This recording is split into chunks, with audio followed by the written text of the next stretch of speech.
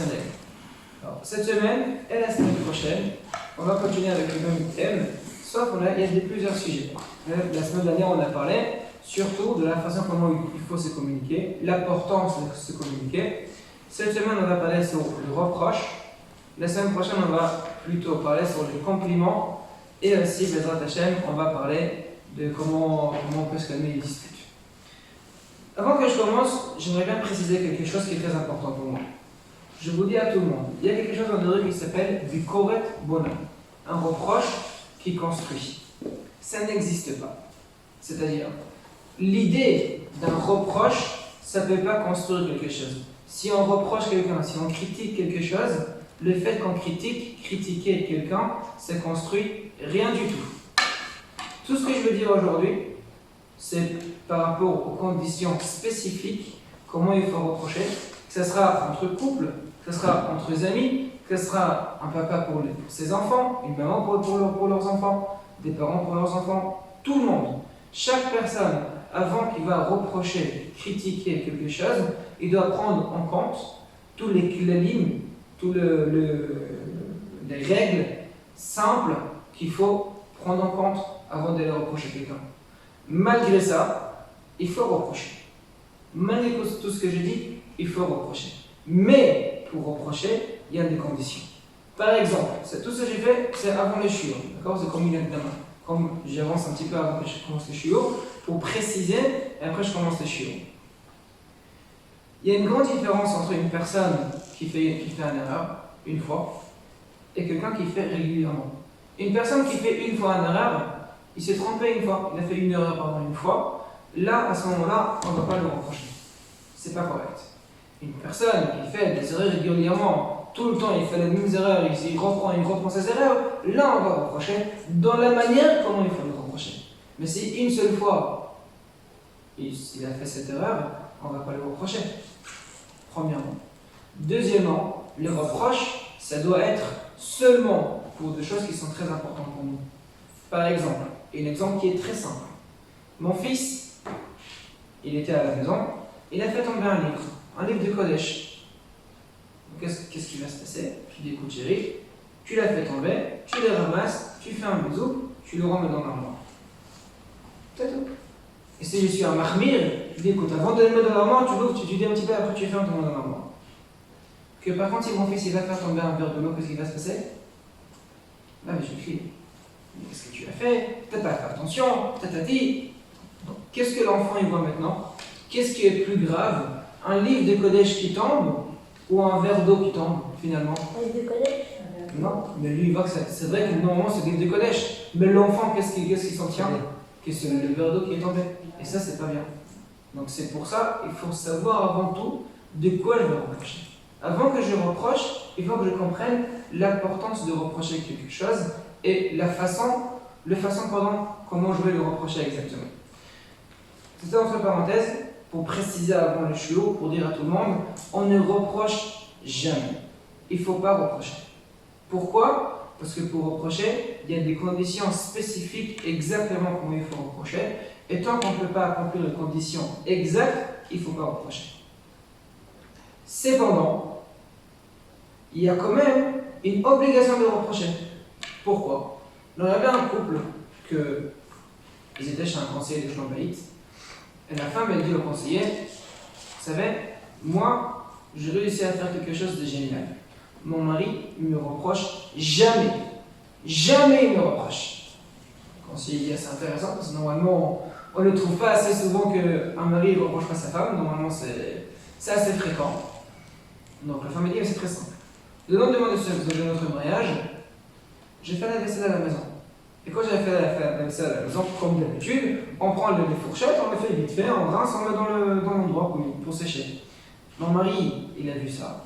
Il m'a dit, ma chère femme adorée, c'est pas comme ça qu'il faut rincer les fourchettes. Avec l'éponge, il faut nettoyer chaque dent. Parce que sinon, entre les dents, il reste un peu de reste. Et ça, c'est pas normal. Il faut frotter chaque endroit. Il n'a même pas fini sa phrase et il a regretté de l'avoir dit. Je l'ai crié sur lui, sur sa maman, sur son papa. Je l'ai expliqué que s'il veut faire quelque chose, qu'il le fait lui-même, Pendant une semaine, je ne vais pas adresser la parole. Et il a compris que reprocher, ça ne vaut pas la peine. Le conseil de Schlambelit, il dit, vous savez, vous avez raison. Vous avez tout gagné. Ça fait maintenant 5 ans que vous êtes mariés. Vous avez un enfant? Oui, on a un enfant. Très bien. Est-ce que de temps en temps, votre mari va reprocher à votre fils ou pas? Oui. Est-ce que votre mari va reprocher aussi l'enfant des voisins ou pas? Ça non. Non. Pourquoi? Parce qu'il aime plus l'enfant des voisins. Donc il ne le reproche pas. Je dis non, il le reproche pas parce qu'il ne se sent rien avec lui. Il n'a pas un lien avec lui. Donc pourquoi on veut qu'il va reprocher l'enfant des voisins? Que par contre, notre fils à nous, là il a un lien. Il se sent, il aime. Donc il reproche pour le redresser. Donc il dit le conseiller à cette chère dame. C'est-à-dire que si ton mari il ne te reproche pas, ça veut dire qu'il ne t'aime pas, tout simplement. Parce que le fait qu'il a compris qu'il ne faut pas te reprocher, donc il se retire de l'affaire. On va vivre ensemble, on va se mettre, on va être pendant plusieurs années ensemble, mais après, moi de mon côté, toi de ton côté, moi je me fais plus de mon travail, et toi tu es à la maison. C'est ça que tu voulais arriver? On va commencer maintenant, mes attachés, on va essayer de comprendre qu'est-ce que c'est un reproche. Venons s'imaginer un instant, on est sur un chemin pour y aller donner un discours ou une conférence quelque part, et sur le chemin, quelqu'un il m'arrête et il me dit, monsieur, il y a le col qui est mal rangé. Qu'est-ce que je vais faire tout sur le coup? Je vais lui dire, et toi, tes chaussures, ils sont mal. Non, je vais lui dire merci beaucoup, je range mon col, je viens, je vais mettre devant tout le monde, tranquillement, je parle correctement. Un cas inverse. Je marche dans la rue en train d'y aller quelque part, et quelqu'un il m'arrête, il me dit, vous savez, l'acte que vous avez fait hier, c'est insupportable. Là, qu'est-ce que je vais faire? Là, je vais m'énerver. Là, je ne vais pas accepter. Pourquoi, quand il me dit sur la présence, sur les choses qui, on va dire, la façon comment on me voit, à ce moment-là, je vais accepter. Et pas seulement que je ne vais pas agresser, je vais accepter qu'est-ce qu'il dit et je vais lui remercier pour son acte, pour sa gentillesse de me corriger la faute de tous les autres que je fais. Que par contre, s'il me parle sur mes actes, là, je vais sortir mes armes. Quelle est la différence? Quelqu'un il peut penser? Ouais. Là, il lui reproche que son col, c'est pour lui, tu vois, je veux dire. Et là, il dit, t'es insupportable. Déjà, tu vas t'énerver parce qu'il te parle, t'es insupportable. Tu vas t'énerver parce qu'il te dit, t'es insupportable. Déjà, le mot, il va t'énerver.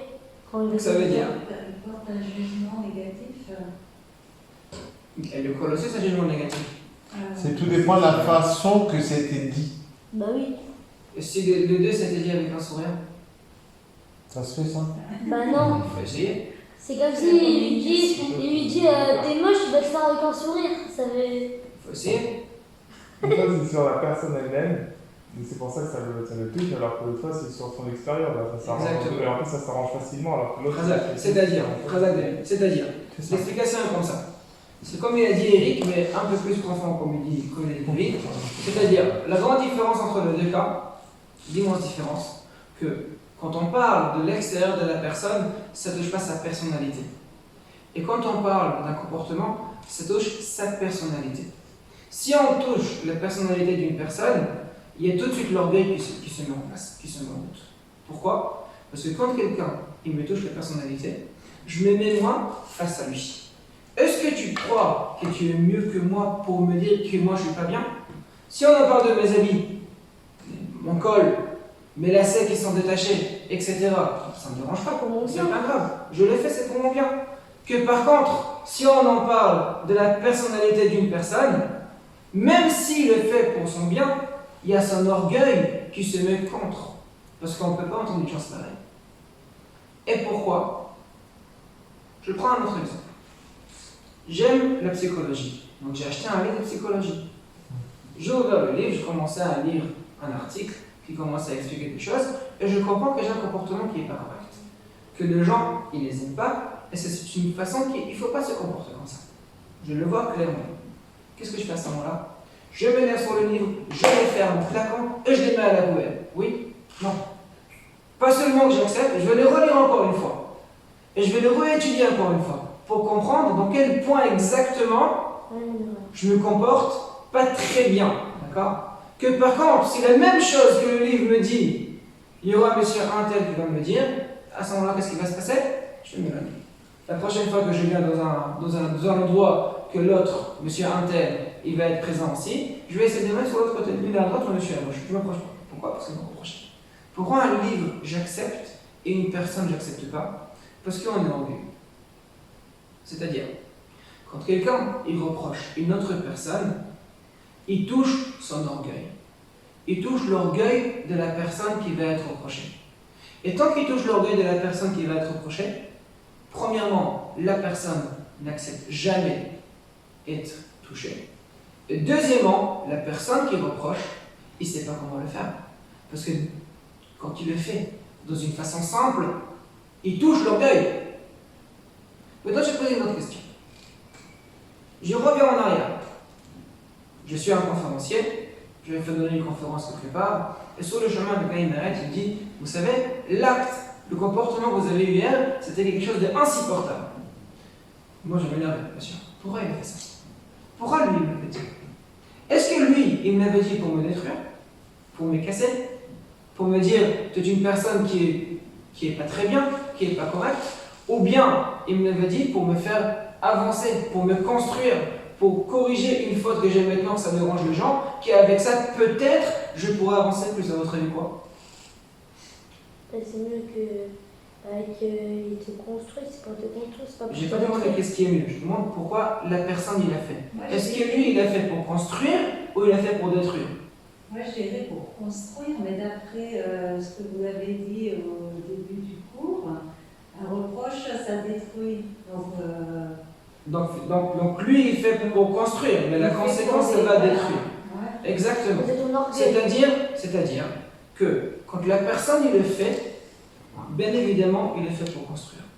Alors, je précise, je parle dans un cas normal, parce qu'il y a des gens que leur but c'est de détruire tout le monde, il y a des gens que eux, ils veulent être mieux que tout le monde, et leur façon de faire c'est baisser les autres pour que moi je vais être plus grand, et c'est grave, c'est pas un comportement normal, il faut pas être comme ça. On parle d'une personne qui a travaillé sur lui, une personne comme nous tous, on travaille sur nous, donc on essaye normalement de ne pas baisser les autres pour surélever, au contraire, on essaye d'élever les autres avec nous, comme ça nous tous on va être plus grands. C'est-à-dire que une personne comme ça, quand tu vas me reprocher, il va me critiquer, il ne va pas le faire pour me détruire, au contraire, il va le faire pour me construire en moi. Et la question que se pose, pourquoi je ne le prends pas comme ça? Si son attention, c'était des bonnes attentions, c'est de me faire du bien, pourquoi nous tous, moi inclus, et les autres aussi, on le prend comme une destruction et pas comme une construction? Pourquoi? Ça, c'est la question qu'elle se pose. Dans la Torah, il y a plusieurs fois c'est écrit de reproches. On a eu une fois, il y a quelques semaines en arrière, pour l'histoire d'Aaron et Myriam. Mais moi, je prends la première fois. La première fois qu'il y avait un reproche dans la Torah, c'était dans l'histoire de Adam, Rishon et Chava. Je m'excuse, Michael, de base, mais je préfère tous les détails. Qu'est-ce qui s'est passé là-bas? Chava, elle a mangé les fruits de l'arbre interdit, de l'arbre de sagesse. Elle a mangé, elle ne voulait pas être morte seule, donc elle a servi à son mari aussi. D'accord? Elle a donné aussi à Adam Rishon. Très bien.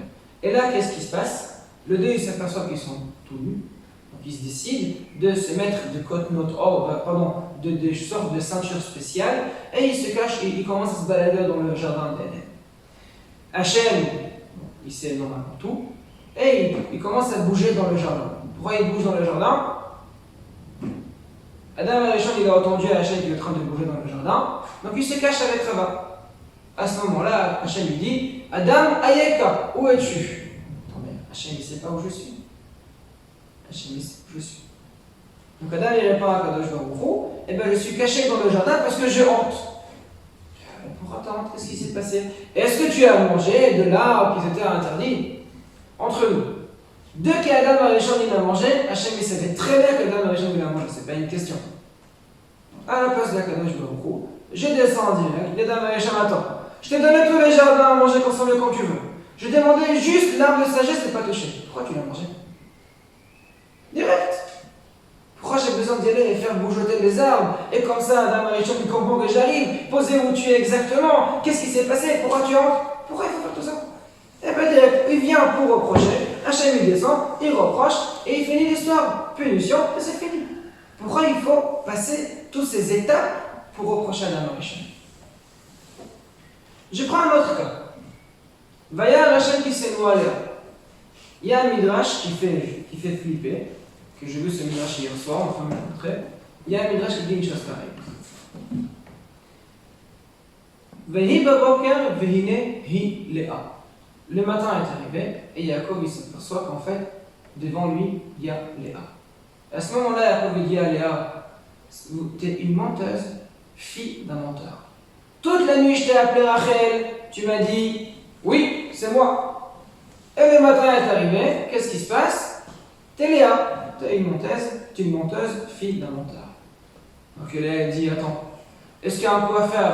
Il n'a pas des élèves coiffeurs aussi? C'est qui m'a appris de mentir? C'est toi? C'est qui a dit à son père, oui, je suis Esav exactement?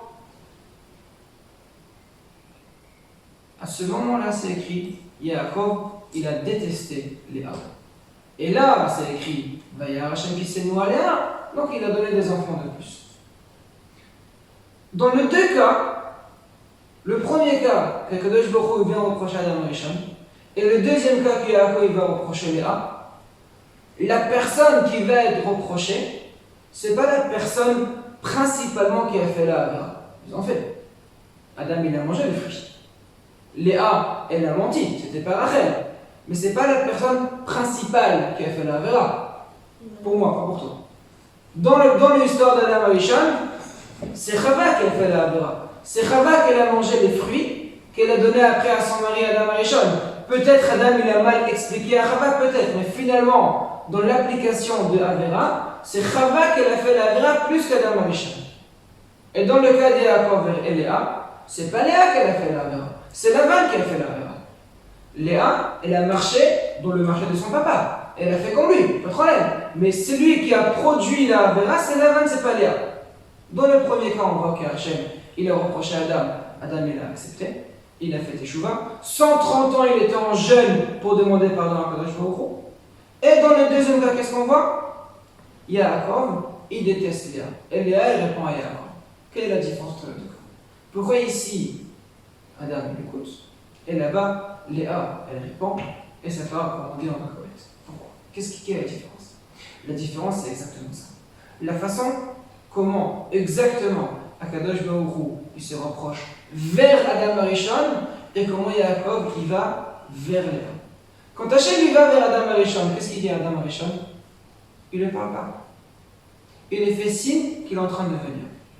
Donc c'est-à-dire, Adam Arishon, il sait qu'Akadosh Baruch Hu, il est sur le chemin, il est sur la route. Donc il se cache. Adam Arishon, il sait très bien que ça va rien servir de se cacher. Il sait très très bien qu'Hachem il est là, il le voit, Kevodom Aleolam, il est partout, il sait exactement où il est, où il va être. Il le sait très bien, c'est pas une question pour lui. Malgré ça, il va se cacher avec Rabba.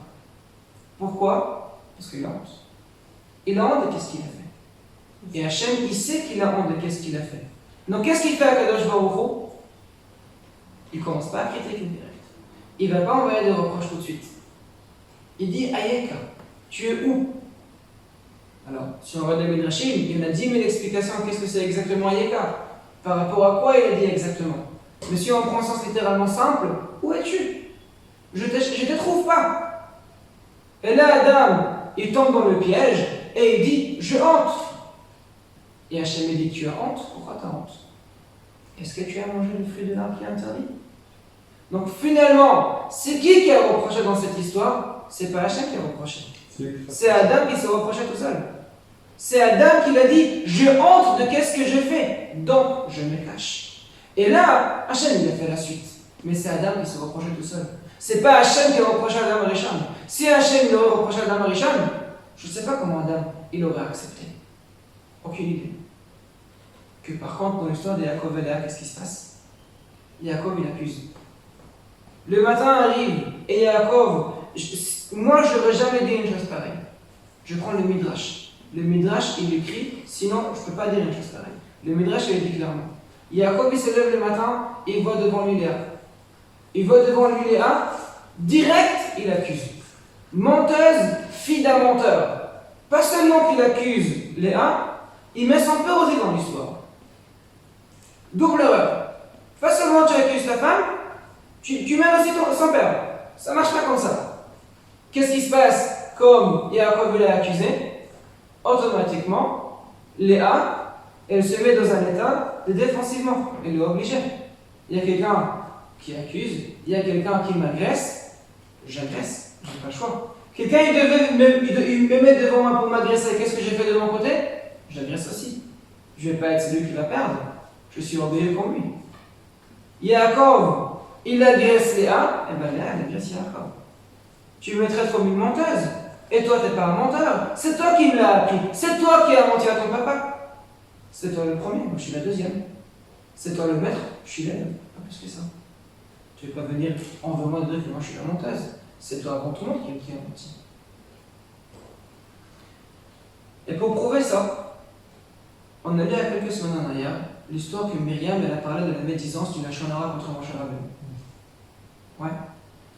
Hachem, il appelle Moshe, Aharon et Myriam dans le Ohel Moed. On va pas répéter le psukim, mais le Rehem, c'est un commentateur sur Rashi, il dit sur place. Si Hachem, il aurait reproché Myriam, ni Aaron et ni Myriam, ils auraient écouté qu'est-ce qu'il dit à Kadosh Baruch Hu. Seulement, dans la manière que Hachem il a parlé avec Aaron et Myriam, c'est là qu'ils ont fait des chemins. Juste pour comprendre, hein? On parle de Aaron et Myriam. Aaron c'est le Kohen Gadol, et Myriam c'est une prophétesse. Myriam, grâce à elle, Moshe est là, c'est elle qui a sauvé Moshe, dans une façon de parler, bien sûr. Juste pour s'imaginer l'histoire, on prend Ovadia devant nous, et on va dire maintenant que Ovadia il a crié sur son fils, Rabbi Yitzhak Yosef, et Rabbi Yitzhak Yosef il n'écoute pas. Est-ce qu'on peut accepter une chose pareille? Jamais de la vie. Si une personne grande comme Ovadia écrit sur son fils, grand comme Rabbi Yitzhak Yosef, forcément Rabbi Yitzhak Yosef va écouter? Non, la Torah dit non. Si Hachem, il n'aurait pas dit le mot na, s'il te plaît, Aaron ou Myriam, écoutez. Seulement dans cette manière que Hachem il a parlé, c'est là qu'ils écoutent. C'est la deuxième fois qu'on voit qu'Hachem, il a une autre façon de reprocher. Donc quand la Torah nous dit Ocheach, Tochiach et Amitecha, Velo Tissa Alavret, c'est-à-dire reproche ton ami. Par contre, l'autre Issa à la prête ne fait pas dans une manière que ça sera un péché. C'est quoi? C'est exactement comme Akadosh Baruch Hu. Reprocher exactement dans la même manière que lui il reproche. Et comment? On a déjà mis deux conditions. Premièrement, c'est que la personne que je vais lui reprocher, il se reproche tout seul, comme Madame Richard. Et deuxièmement, que je n'agresse pas. Je parle avec na. Avec un langage de s'il te plaît, avec un langage qui est plus souple. On va déduire encore plus la chaîne par la suite. Mais avant tout, c'est ça qu'on voit dans deux manières quand Akadosh Baruch Hu le reprochait, et il y a plusieurs d'autres aussi. Mais dans deux fois claires Akadosh Baruch Hu le reprochait, la manière comment il l'a fait, c'est une manière qui est très précise. C'est la seule manière comment Hachem il pourra le faire, et pas dans une autre manière. Pourquoi? Parce que si on reproche quelqu'un, automatiquement, il y a la forte opposition qui se met sur place. Et si je le laisse contre moi, avec cette opposition qui va faire tout pour être contre moi, il ne m'écoutera pas. Et qu'est-ce qui va se passer? Moi je vais me reprocher, lui il va me répondre. Donc je vais reprocher encore une fois, il va me répondre encore une fois. Et où on va finir? Devant le tribunal pour avoir un guet ou pour se divorcer. C'est comme ça. Hachem, est-ce qu'on peut mettre en parallèle un reproche avec un ordre? C'est-à-dire, il y a quand Moshe Rabbeinu est parti voir Pharaon, il a demandé de laisser sortir les groupes d'Israël. Oui. D'abord, c'était pas un reproche, c'était un ordre que je veux au bout. C'était un ordre, mais c'était à l'époque, au début c'était un reproche. C'était pas un reproche. Depuis le départ, c'était un ordre que je veux au bout, sors Béné Israël. Je suis moi, leur Dieu, il faut les sortir. C'était pas un reproche depuis le départ. Et c'est pour ça il pouvait être sévère comme il était. Parce que c'était pas un reproche. Si c'était un reproche, c'était dans une autre manière. On a parlé de ça dans le Shabbat, que c'était Shabbat Parachimot. Voilà la façon comment je verra quand tu appelles la fourchette, la personne qui nettoie la fourchette faisait la vaisselle. Oui. la personne, c'est pas comme ça qu'il faut faire, il faut le faire comme ça. Donc c'est un reproche, toi en étant un homme, c'est en lui disant c'est comme ça qu'il faut que tu nettoies. Voilà, il a mal fait. Je suis d'accord. Le Donc, mari, il a mal fait. donc c'est un Mais la reproche, femme, elle a en mal fait. parallèle, c'est un homme. Il faut pas comme ça la prochaine fois. Il ne faut pas faire comme ça, il ne faut pas faire un ordre. Jamais. Quand tu reproches quelqu'un si tu fais un ordre, c'est encore pire. C'est pour ça. On va arriver dans les conditions. Attends. Et il a Aseret Adibrot pour faire des reproches. Aseret Adibrot. 10 commandements. Avant que tu fais un reproche, il faut que tu remettes 10 commandements. On a passé les 10 commandements, c'est là que tu reproches. Avant que tu aies les 10 commandements, tu ne reproches pas. Et je vais vous donner les 10 commandements. Quelques minutes, on va arriver à ça, mais doucement. On va comprendre exactement ce qu'est un reproche, c'est quoi la difficulté d'un reproche, et c'est quoi l'importance de reprocher. Comment? Il n'y a pas de problème. Alors, on a parlé de première histoire avec la femme avec les fourchettes. On a une autre histoire qui fait des frissons, pour moi en tout cas. Je l'ai entendu plusieurs fois cette histoire, mais il est très important. Avec une cuillère, c'est quoi?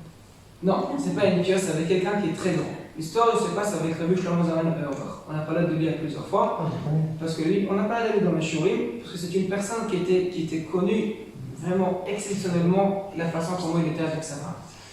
Quand sa femme, la rabbinite, était nifteret, elle était morte, pendant la levaya, normalement, on a l'habitude de demander pardon. Juste avant qu'on enterre la personne, tous les proches, ils demandent pardon.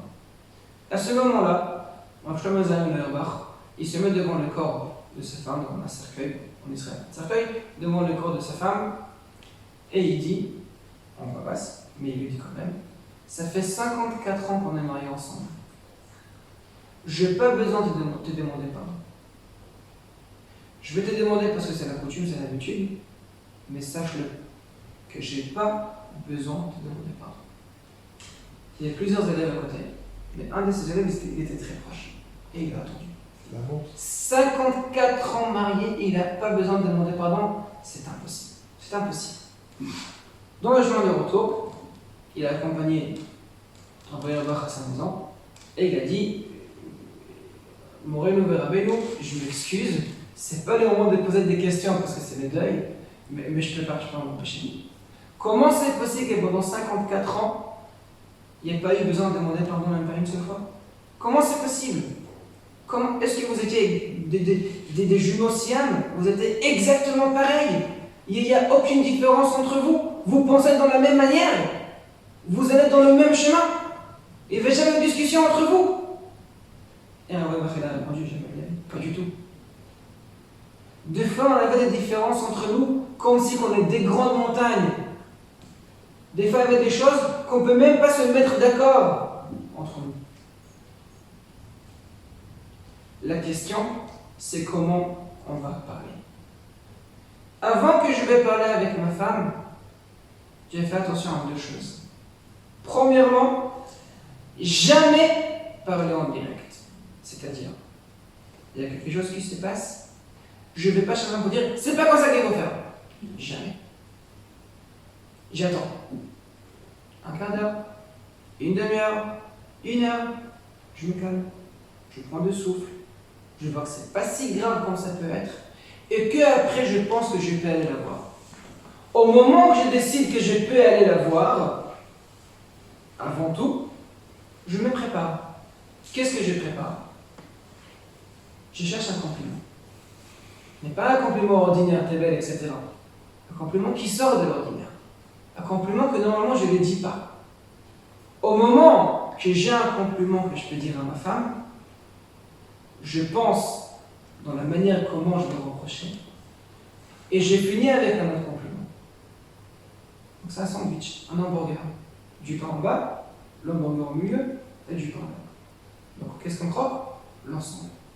Quand je vais chez quelqu'un et il est en verre, et je veux lui reprocher, le fait que j'ai mis le compliment avant, je ne touche pas son orgueil. Je ne suis pas contre lui. Donc automatiquement, il ne s'oppose pas contre moi, parce que je ne suis pas contre lui. Si moi, je suis contre quelqu'un, la personne va être contre moi. Mais si moi, je suis contre personne, il ne va pas être contre moi non plus. Il dit au Auerbach, si je mets un compliment avant, je mets un compliment après, et au milieu le reproche, il ne touche pas à la personnalité. Au contraire, il est pour construire. C'est pour cela que je n'ai pas eu besoin de demander pardon à ma femme. On va maintenant essayer de comprendre ensemble les 10 commandements dans la manière comment il faut le faire correctement pour savoir, avant de reprocher qui que ce soit, ça sera notre partenaire, notre femme, notre mari, ça sera un enfant, ça sera un élève, ça sera un ami, qui que ce soit. Premièrement, c'est comme je disais avant, ça c'est même pas dans les 10 commandements, c'est basique. On ne reproche pas. On ne reproche pas. Si on doit reprocher, par exemple, c'est un comportement qui revient régulièrement et pas une erreur qui est arrivée une fois tous les 50 ans, que je dois reprocher parce que ça me dérange, c'est là que je dois regarder les 10 commandements après que je coche, que j'ai toutes les cases, les 10 possibilités, après que j'ai coché tout ça, ce qui est à ce moment-là que je peux commencer à reprocher mes parents avec les 10 conditions. Premièrement, je dois fixer des objectifs. C'est-à-dire, par exemple, ça me dérange que ma femme, elle n'appelle pas assez ma mère. Une femme qui n'appelle pas assez sa belle-mère. Ou un homme qui n'appelle pas assez son beau-père. Eric, hein, c'est de deux côtés, hein, t'inquiète pas. Ça me dérange que mon partenaire, il n'appelle pas assez mes parents. Ça me dérange. Pourquoi ça me dérange? Pourquoi j'ai envie qu'il appelle mes parents plus? Il y avait une fois un couple, un jeune couple, qui est parti voir un conseiller. Et l'homme, il a dit au conseiller, ça me dérange énormément que ma femme, elle n'appelle pas ma mère. Une femme, elle doit appeler sa belle-mère. Surtout que ma mère, elle est veuve, elle est seule, elle a besoin qu'on l'appelle, ça me dérange qu'elle appelle pas ma mère. La femme, elle dit, non, le conseiller dit, ah, tu peux quand même appeler quelquefois. Je dis, non, mais c'est pas que moi qui dois appeler, c'est ma belle-mère aussi, elle peut m'appeler. Surtout que j'ai pas la pression qu'elle veut me parler. Donc le conseiller, il regarde moi, il dit, mais qu'est-ce que ça te change si ta femme, elle parle avec ta mère ou pas? Tu vois, c'est très simple. Nous, on habite ici, ma mère, elle habite très loin d'ici. Comment ma mère, elle peut savoir si on s'entend bien ou pas? C'est avec ça que je juge. Si elle voit que ma femme, elle appelle assez souvent, donc elle comprenne, on est bien ensemble. Mais si elle voit qu'elle appelle rarement, donc elle pense qu'il y a des problèmes, c'est pour ça qu'elle n'appelle pas. Le mari, il n'a même pas fini sa phrase, la femme, elle dit, t'inquiète pas, je vais appeler. Quelle est la différence? La question, c'était quoi l'objectif exactement? Si l'objectif, c'était pour contredire sa femme, je ne sais pas qu'est-ce qui va se passer. Mais si l'objectif, c'était pour que sa femme ou son mari, il va appeler ses parents, explique qu'est-ce que tu veux. Si j'ai envie d'arriver pour avoir quelque chose, il faut que je l'explique.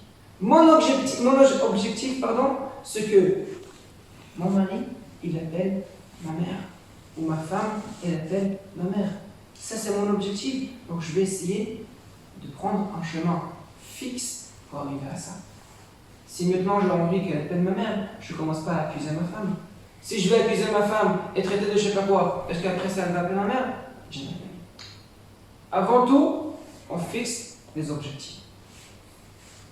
Premier commandement. Deuxième, reproche. Si vous prenez les dictionnaires, c'est pas un reproche, on a 3 moyens, 3 possibilités.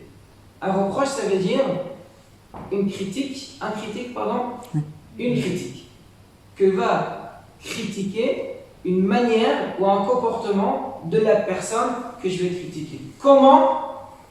Direct, indirect ou élégant? Direct, face à face. Indirect, c'est faire un petit détour, qu'il arrive, il comprend tout seul. Et élégant, ça veut dire faire réagir la personne à lui-même. Les 3 sortes, ils existent. On ne peut pas toujours utiliser le direct. Des fois, il faut utiliser l'indirect, comme l'élégant.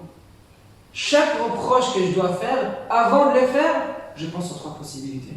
Direct, indirect, élégant. Qu'est-ce que je dois choisir? Premier, deuxième ou troisième?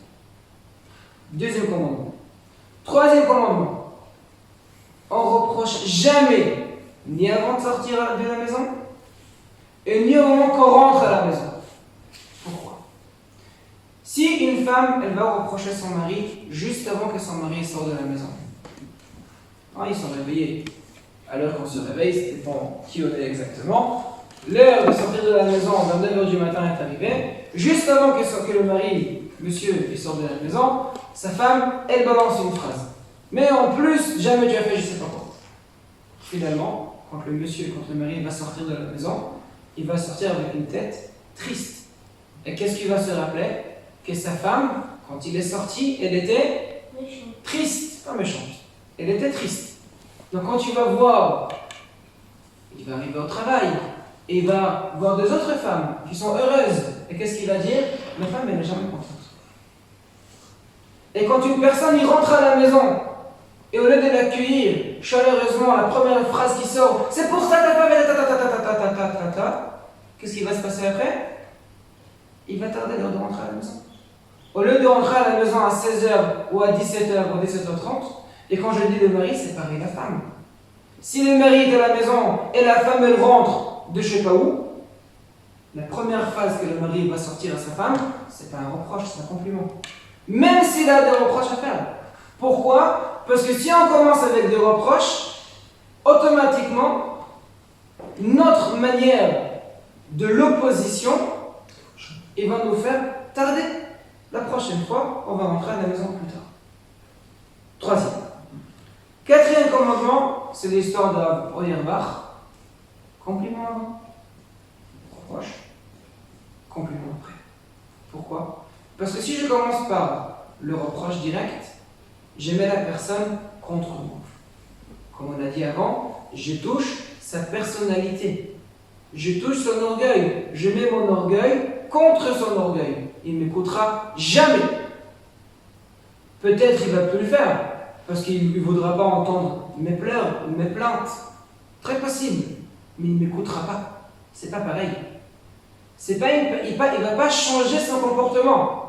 Il ne va pas oser le faire devant moi. Il ne va pas changer son comportement. Que par contre, si je le fais correctement, il va écouter. Si je mets un compliment avant, c'est-à-dire que je dis maintenant, je ne suis pas contre toi. Au contraire, je suis pour toi. Juste, je te donne la manière comment le faire correctement. Parce que je ne suis pas contre toi. Quand je donne le compliment à la fin, c'est un message que j'envoie. Même si je te reprochais, c'est pas parce que je t'aime pas. Même si je te reprochais, c'est pas parce que je pense que c'est une personne qui est pas bien. Au contraire. Compliment avant, compliment après. Il y a le reproche au milieu. Le compliment avant et compliment après. Quatrième. Cinquième. Ne pas dire un reproche comme une question. Pourquoi tu as? Pourquoi? Notre cerveau, c'est quelque chose qui marche très vite. Il fonctionne très rapidement. On pense, si je ne me trompe pas, entre 5 et 10 pensées par seconde. C'est-à-dire que quand je parle avec quelqu'un, ses pensées vont beaucoup plus rapides que ses paroles. Je vais chez ma femme, une femme qui va chez son mari. Elle pose une question. Pourquoi? Avant de continuer la suite, le partenaire, dans sa tête, il cherche déjà la réponse. Pourquoi? Parce que. Attends, je ne sais pas pourquoi, mais déjà parce que. Avant tout, je sais parce que. Parce que quoi? Ça dépend de la question, mais parce que. Que par contre, si je ne commence pas un reproche avec pourquoi, c'est pas une question, il écoutera. Par exemple, ça me dérange que mon mari, il n'a pas pris la poubelle pour le descendre en bas. L'odeur, ça me dérange. Il doit le descendre en bas. Au lieu de lui dire pourquoi tu n'as pas descendu la poubelle, il va me répondre parce que j'ai pas eu le temps de tu peux aller faire toi aussi. Je lui dis, ça m'arrange mieux si tu vas descendre les poubelles. Ça m'arrange mieux. Qu'est-ce qui s'est passé? Ça t'arrange mieux? Chaque prochaine fois que je pourrai, je vais descendre avec moi. Et de ton côté, tu me répares devant la porte, comme ça je me rappelle aussi. Pourquoi? Je réponds. Tu demandes pourquoi? Parce que toi aussi tu peux le faire par exemple. Ça t'arrange mieux? Avec plaisir, si je peux t'arranger, pourquoi pas?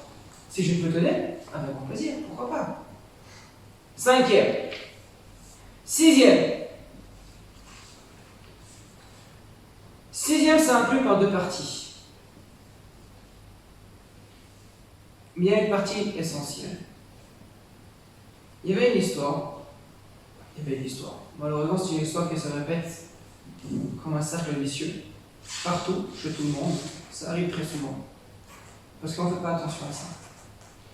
J'invite des invités chez moi à la maison. Plusieurs personnes chez moi à table. Bon, avec le corona, c'est plus compliqué. Mais on a une grande table avec beaucoup de personnes qui sont devant moi. Ma femme, elle sert le plat. Donc c'est lui qui a mangé chez moi à la maison, il comprend que je ne parle pas de ma femme, mais c'est pour l'exemple. Ma femme, elle sert le plat. Et je dis à ma femme, tu sais, c'est très bon qu'est-ce que tu fais, mais c'est un peu fade. Toujours tu oublies de mettre du sel. Devant 10 000 personnes, je dis ça. Alors, ma femme, elle se vexe. Qu'est-ce qu'elle va faire sur le coup? Rien, elle va rigoler comme tout le monde, oui, c'est une belle date, ça dit ça. Demain matin, elle veut me le dire. Et une femme normale pour moi, elle va dire à son mari, tu sais, qu'est-ce que tu m'as fait hier? Devant 10 000 personnes, tu m'as vexé, c'est pas possible. Et son mari, qu'est-ce qu'il va répondre? Mais qu'est-ce que tu racontes? C'était une blague, t'as vu, il y avait des personnes, on a rigolé, c'était juste pour faire une blague, pour casser, je sais pas, les glaçons, c'était glacial, donc on a fait une petite blague pour rigoler. J'étais pas contre toi, mais tu comprends même pas, c'était classique, non? Premièrement, tu as un problème avec la nourriture, dans la chambre, tu le dis. Pas devant tout le monde. Je laisse de côté. C'est pas ça que je voulais dire. L'essentiellement, quand tu veux reprocher ton mari, ou tu veux reprocher ta femme pour quelque chose, tu ne parles pas de lui, tu parles de toi. Tu sais, hier pendant le repas, j'ai été reproché et ça m'a touché le cœur énormément. J'étais vexé dans une manière que j'ai jamais été. Quelqu'un, il m'a dit que toujours mes repas, ils sont fades.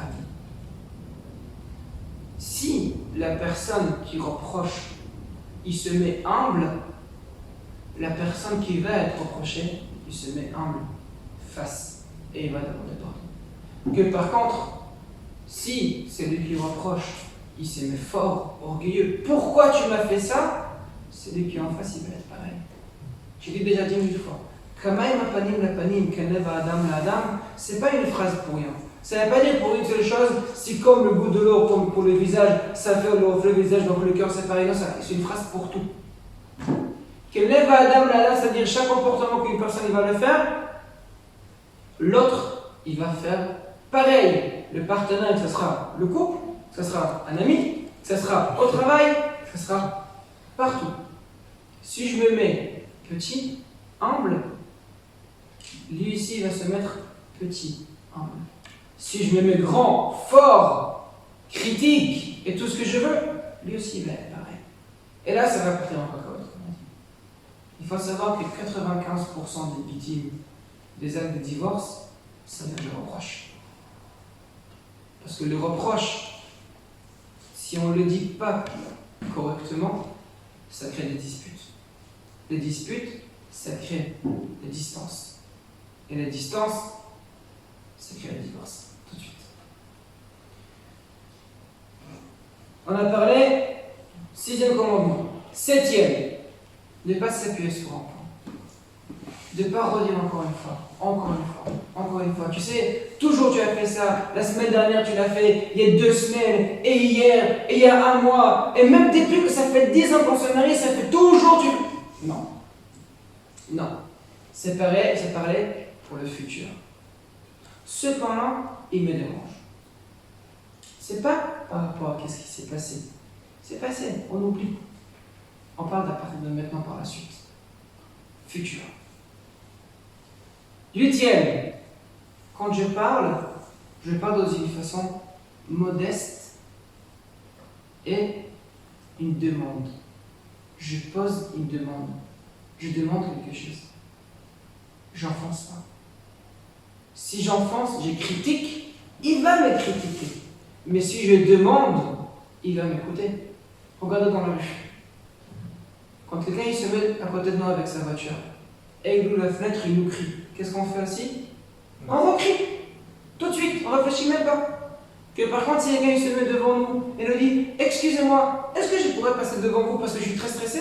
Avec plaisir, passez. À Paris, je ne sais pas. Normalement, c'est comme ça. Il passez avec plaisir, pas de problème. Si on nous demande quelque chose, pourquoi pas?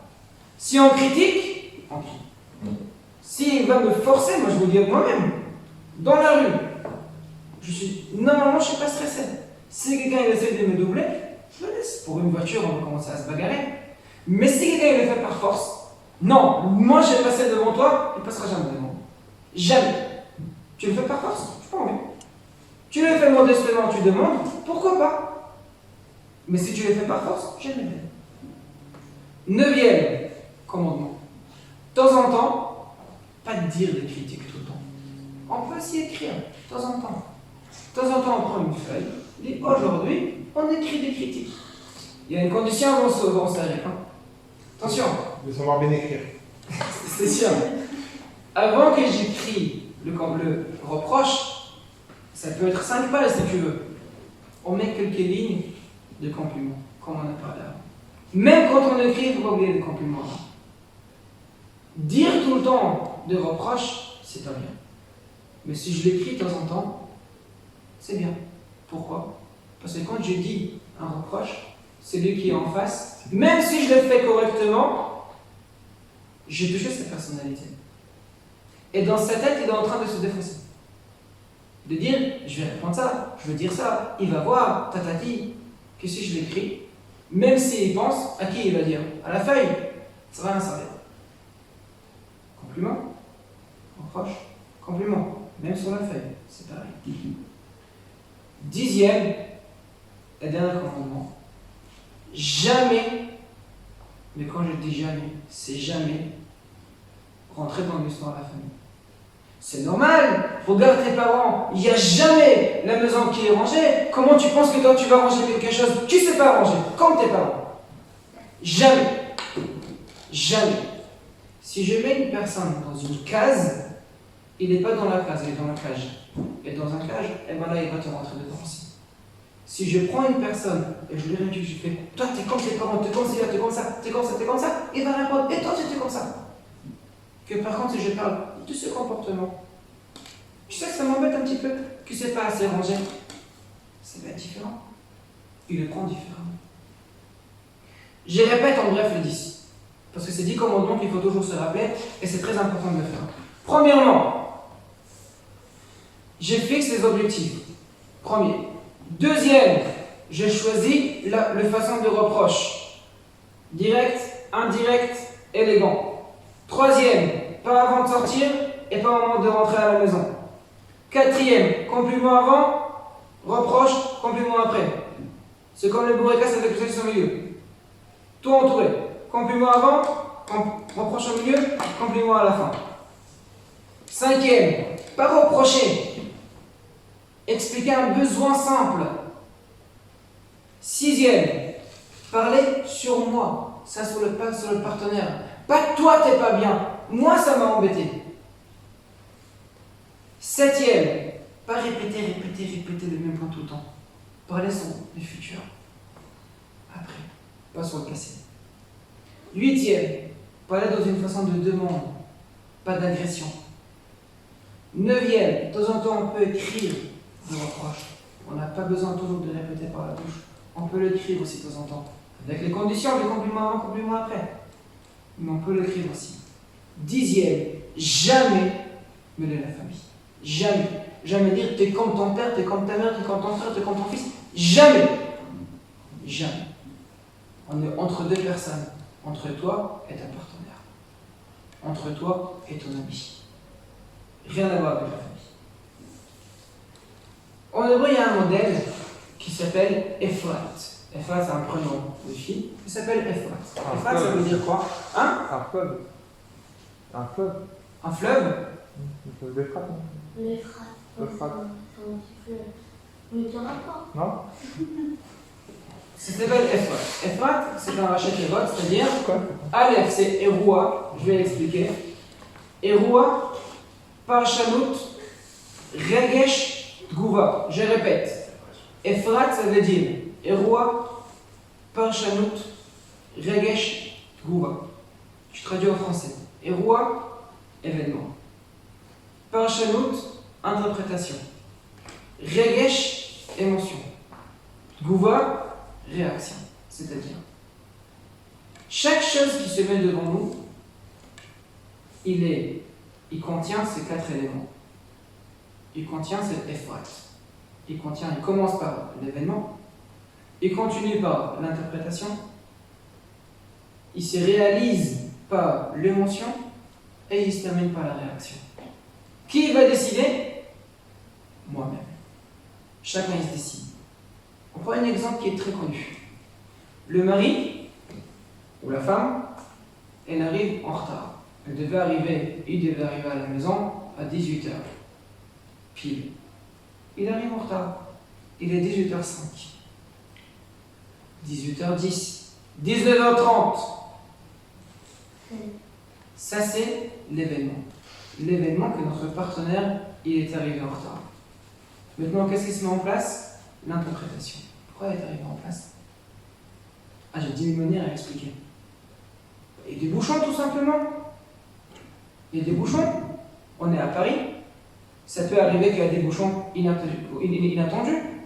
Ça peut arriver qu'on s'est bloqué dans la rue, dans la route. Il n'y a plus d'essence. Je sais pas. Il y a des manifestations. Ça peut arriver. Hein. Et qu'est-ce que je peux expliquer? Un téléphone. Il a un téléphone? Peut-être. Je peux expliquer aussi. Ah, il y a le téléphone pour appeler à la maison. Ça m'est déjà arrivé, je vais plus de Il n'a plus de batterie. Hein? Il n'a plus de batterie. Il est noir, le mec. Hein? Il est noir, le mec. Il y a des choses que tu peux prévoir. Pas toujours tu peux te prévoir. Interprète, c'est-à-dire tu peux interpréter dans cette manière. D'autres manières aussi de dire, il n'a pas envie de rentrer à la maison. Il a décidé de s'enfuir. Il veut aller maintenant, je sais pas où, dans un club avec ses copains, pour boire un petit peu d'alcool avant d'entrer à la maison. Deux manières à expliquer. Troisième, c'est l'émotion. La façon que j'ai interprété, c'est l'émotion que je vais avoir. Si je me suis dit, si j'ai interprété l'histoire qu'il est bloqué dans un bouchon, dans un embouteillage, donc maintenant, quelle émotion je vais avoir? Je vais avoir de la peine, le pauvre. Il devait être à la maison à 18h et il est bloqué dans un embouteillage jusqu'à 19h30, 20h. Donc quand il va arriver à la maison, je ne vais pas agresser, au contraire. Que par contre, si maintenant j'ai décidé dans ma tête qu'il est arrivé en retard parce qu'il veut arriver en retard, parce qu'il n'a pas envie de rentrer à la maison, etc., qu'est-ce qui va se passer? La réaction, ça va pas être pareil. C'est-à-dire, l'événement, c'est un cas présent. Il se passe quelque chose. La suite de l'événement, chacun, il peut choisir dans la manière qu'il veut voir l'affaire, qu'il veut voir l'événement. Soit il va interpréter dans une bonne manière, et là, il va avoir de l'émotion par ce sens, et la réaction, elle va suivre. Soit il va interpréter dans la mauvaise manière. Donc l'émotion, ça va multiplier la fois encore beaucoup plus grand. Et la réaction, ça va être par rapport à ça. Qui choisit? J'ai pas dit que c'est facile. J'ai pas dit que c'est facile. Comme dit Eric, on a un téléphone, on peut appeler. Je m'excuse, je suis sur la route, il y a des embouteillages, j'arrive pas, je bloque, j'arriverai pas à la... etc. Mais même s'il ne le fait pas, peut-être il ne peut pas le faire. Peut-être, je comprendrai plus tard. Peut-être pas. La seule personne qui va choisir comment interpréter l'événement qui se passe devant lui, c'est la personne lui-même. C'est moi qui va choisir comment je vais interpréter. Pour faire une petite conclusion pour le chiot, premièrement, on ne reproche pas. On ne reproche pas. Pourquoi on ne reproche pas? Parce que reprocher égale casser.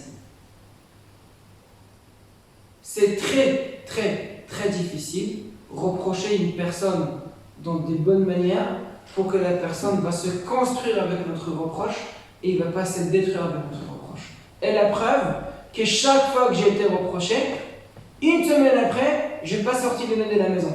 Ou bien je n'ai pas rentré le nez dans la maison. Ça dépend, j'étais reproché. Pourquoi? Parce que j'avais honte. Parce que je ne voulais pas. Ça m'a détruit à l'intérieur. Ça m'a dérangé énormément. On ne reproche pas. Pourquoi? Parce qu'on ne s'est pas reproché exactement. Donc, la personne qui va être reprochée, il ne peut pas accepter correctement ce reproche. C'est pour ça qu'on ne reproche pas. Si on doit reprocher, parce que on a vérifié les 10 commandements et on dit, ok, ça rentre dans les 10 commandements, et j'ai fait avec les conditions des 10 commandements, j'ai aussi vérifié avec ce processus pour Chaim de Ephrat pour voir est-ce que j'ai bien interprété l'histoire. À ce moment-là, je peux reprocher. Après avoir vérifié encore une fois les 10 commandements et coché toutes les cases. À ce moment-là, je peux reprocher dans la manière comment il faut reprocher. Mais la base qu'on doit commencer, c'est je reproche pas. Pourquoi? Parce que quand je reproche, j'y casse. Zat Hashem, le Shbouchou, il va être avec nous. Amen, Il va amen. nous aider à pas reprocher Amen. et à construire notre maison avec des Amen. faillites et Moi, avec des bonnes choses de Zat Hashem. Moi, j'ai connu un couple, je les ai jamais vus en train de s'engueuler. Hein. Moi aussi, je peux rien. C'est vrai? Moi,